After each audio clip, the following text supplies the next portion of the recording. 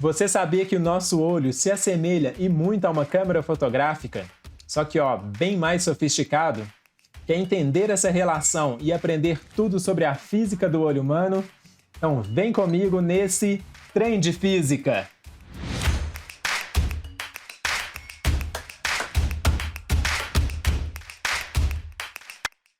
Assim como uma câmera fotográfica, o nosso olho possui três grupos funcionais principais. Um sistema óptico formado por lentes para focar a luz, um diafragma para ajustar a quantidade de luz que entra no nosso olho e uma superfície sensível à luz para detectar a imagem. Dando uma olhada aqui nesse diagrama do olho humano, com os principais componentes aí do nosso olho, e pensando aí nessa relação entre o olho humano e uma câmera fotográfica, a gente pode pensar que a luz ela entra no nosso olho através de duas lentes, assim como uma câmera fotográfica. Essas duas lentes é aqui a córnea e o cristalino.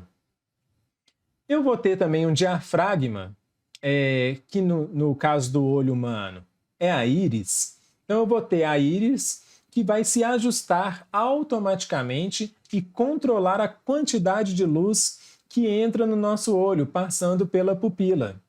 Então, se eu tiver ali uma pupila dilatada, é provavelmente porque o ambiente externo está com pouca luz e aí a pupila dilata, permitindo que entre mais luz no nosso olho. E por último, eu tenho como se fosse um sensor de uma máquina fotográfica, a gente tem a retina. A retina está localizada aqui na parte de trás do olho e ela ali é um complexo sistema de receptores, conhecidos como bastonetes e cones. Esses receptores vão pegar a onda luminosa e transformar em um sinal elétrico que vai ser transmitido através dos nervos ópticos até o nosso cérebro, completando aí esse processo da visão. Olhando aqui nesse diagrama, ainda tenho os músculos ciliares, que são componentes importantíssimos para a visão. A gente vai entender no próximo slide por quê. Bem, o olho ele tem que ser capaz de focar objetos aí a diferentes distâncias, né? Eu quero conseguir enxergar bem a tela do meu computador e também quero conseguir enxergar bem um objeto que esteja bem mais distante.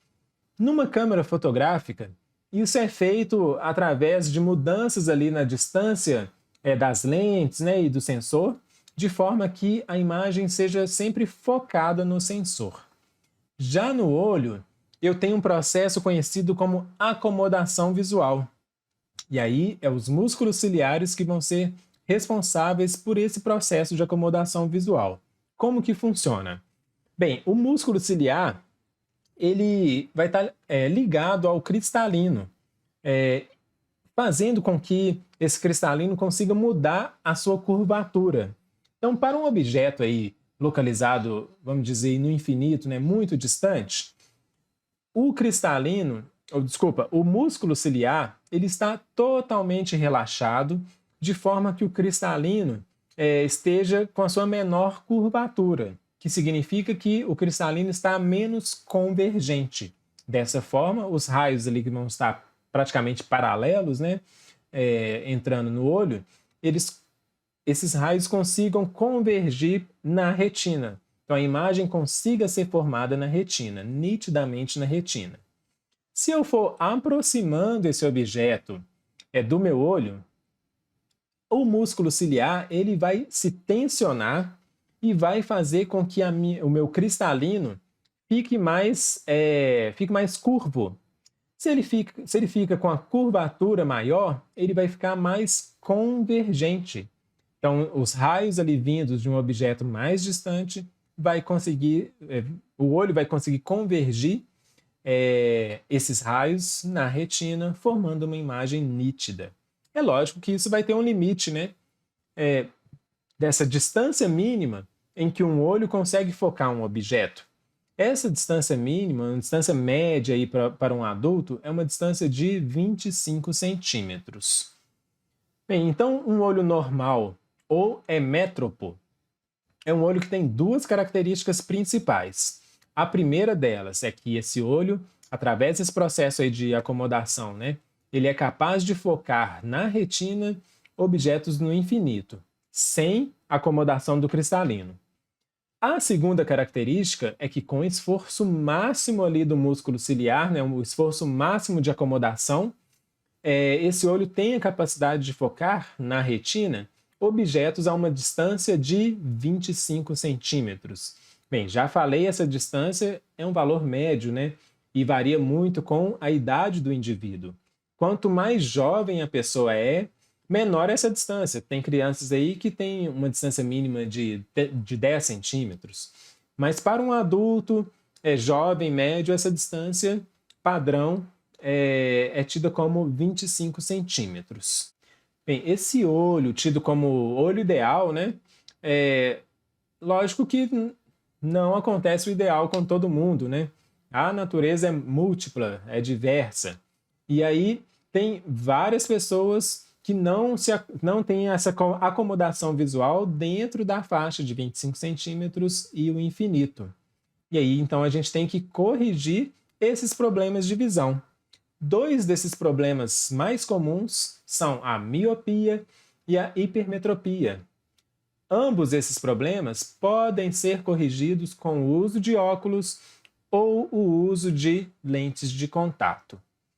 Bora analisar então a fundo esses dois problemas. Vamos começar com a miopia. Bem, a miopia é quando, mesmo com os músculos ciliares relaxados, uma imagem que esteja aí no infinito, ela vai ser formada antes da retina. Se a imagem não é formada na retina, vai ser uma imagem não nítida. Isso acontece, né? Pode acontecer devido ao tamanho aqui, ou à curvatura do cristalino ou da córnea não serem adequadas, ou acontece principalmente porque o globo ocular aqui, o olho dessa pessoa míope, é um olho alongado. Então, um ponto mais distante que um olho de um míope consegue focar é uma distância menor do que o infinito. Para corrigir esse problema, a gente faz uso de uma lente divergente. E o que essa lente divergente vai fazer? A lente divergente ela vai formar uma imagem na distância que o olho consegue focar. Então, vamos supor aqui que eu tenho um objeto muito distante, só que nessa distância aqui o olho não consegue focar na retina. O que a lente divergente faz? Ela cria uma imagem que vai estar num ponto onde esse olho consegue focar na retina, logo formando uma imagem nítida na retina. O próximo problema que a gente vai analisar é a hipermetropia. Na hipermetropia, mesmo com acomodação máxima, mesmo com os músculos ciliares tensionados, a imagem de objeto na distância mínima, né, é focada atrás da retina. Logo, se não é na retina, né, é uma imagem que não é nítida. De novo, esse problema pode ser devido às dimensões aí do meu cristalino ou da minha córnea, mas provavelmente esse problema é devido a um globo ocular, né, a um olho encurtado, de forma que a imagem é formada atrás da retina. Então, o ponto próximo que o olho aí de um hipermétrope consegue focar vai ser um ponto a uma distância maior do que 25 centímetros. Para corrigir esse problema de visão, né, para corrigir o olho hipermétrope, a gente faz uso de uma lente convergente. A lente convergente ela vai formar uma imagem virtual no ponto em que o olho consegue focar. Então, essa imagem vai atuar como um objeto para o olho. E aí essa imagem vai ser focada, vai ficar nítida na retina. Outros problemas aí de visão são o astigmatismo, que geralmente é causado por um problema na córnea, né, problema na curvatura da córnea ou do cristalino, fazendo com que objetos pontuais aí, eles sejam focados em planos diferentes. E aí, para corrigir o astigmatismo, a gente usa lentes cilíndricas. Essa lente cilíndrica, ela vai deixar os raios aí vindo desse ponto em um mesmo plano, então deixando a imagem nítida no olho de alguém que tem astigmatismo. Outro problema comum é a presbiopia, ou popularmente conhecida como visão cansada. A presbiopia nada mais é do que a perda da acomodação visual, né? A pessoa presbítera, né? Pessoa com presbiopia perde essa flexibilidade do cristalino. E aí, para corrigir a presbiopia, as pessoas aí usam óculos, por exemplo, de leitura, fazendo com que o ponto próximo esteja novamente a 25 centímetros.